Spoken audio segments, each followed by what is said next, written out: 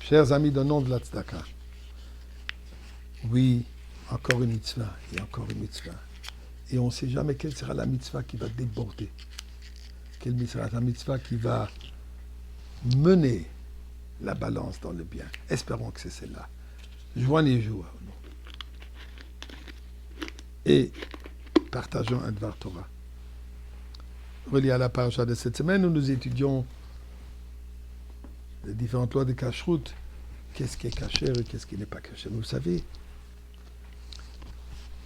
souvent, lorsqu'une personne arrive à la prison, malheureusement, peu importe la raison, et s'il demande un repas cachère, la première réponse qu'il va recevoir, presque automatique, « Ah, on peut vous offrir une diète sans porc. » Comme pensant que si on ne donne pas du porc, le reste est déjà cachère. Là, il faut que j'intervienne et j'explique, on va savoir combien de fois, qu'il n'y a absolument aucune différence entre le porc et le bœuf qui est préparé d'une manière non cachère. C'est la même interdiction. Mais d'une certaine manière, le porc a cette connotation, est le symbole de tout ce qui n'est pas cachère. D'ailleurs, malheureusement, on trouve souvent même des personnes juives qui disent « je ne mange pas cachère, mais je ne mange pas du porc ». Comme si ça ferait différence.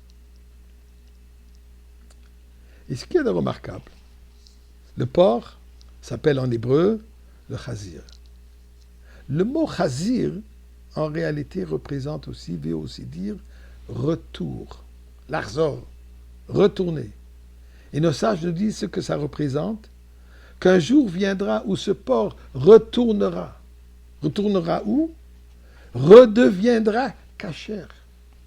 Le porc, le symbole du non cachère, deviendra cachère quand? Au temps de Mashiach. C'est pas pour ça qu'on attend Mashiach pour pouvoir manger du porc. Mais c'est quoi le sens? C'est quoi l'idée? Que le porc, qui est le symbole parfait, si on veut, de tout ce qui n'est pas cachère, d'Afka, cela deviendra cachère. Eh bien, c'est quoi les signes de la nourriture cachère, de l'animal cachère? Alors la Torah nous dit que le mammifère qui a les sabots fendus et qui rumine est un animal cachère. Celui qui n'a ni rumine, ni les sabots fendus, pas cachère. Ou s'il n'a qu'un, donc s'il rumine, il n'a pas le sabot fendu, ou s'il a le sabot fendu, mais ne rumine pas, n'est pas cachère. Le porc est le seul animal qui a le sabot fendu, mais il ne rumine pas. D'ailleurs, il y a cette expression, quand on met la patte du cochon, ça veut dire, il représente, il veut montrer que ma patte, elle est cachère. Nous disent là, ceci représente, c'est le symbole d'une personne qui mène une vie trompeuse, posture trompeuse. Extérieurement se présente comme il est cachère. J'ai les sabots fondus.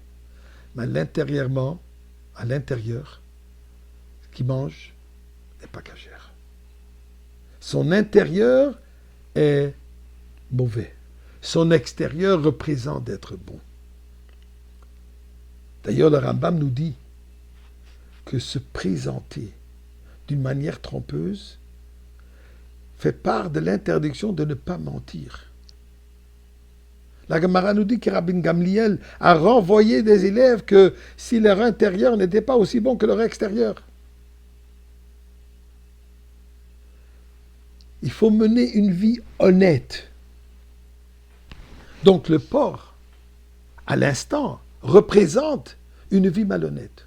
Et comme nous voyons ça ces jours-ci, tous ceux qui font des démonstrations pour les droits de l'homme, droits humanitaires, présentent un masque de justice, de bonté, d'amour du prochain. C'est loin de là.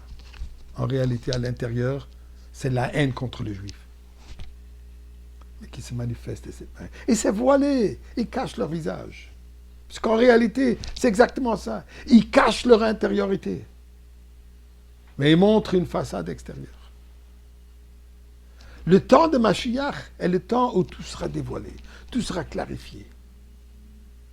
On ne pourra pas se cacher. On ne pourra pas mener une vie trompeuse. Et qu'est-ce qui va se passer alors? Le porc, il va se transformer.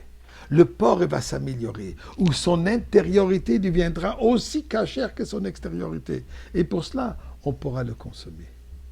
Ce que nous vivons aujourd'hui, les mensonges sont en train d'éclater. La vérité se dévoile. Le plus qu'on se rapproche de la Géoula, le plus la vérité se dévoile. Eh bien, soyons honnêtes avec soi-même et nous allons arriver au Beth Amikdash avec Mashiach.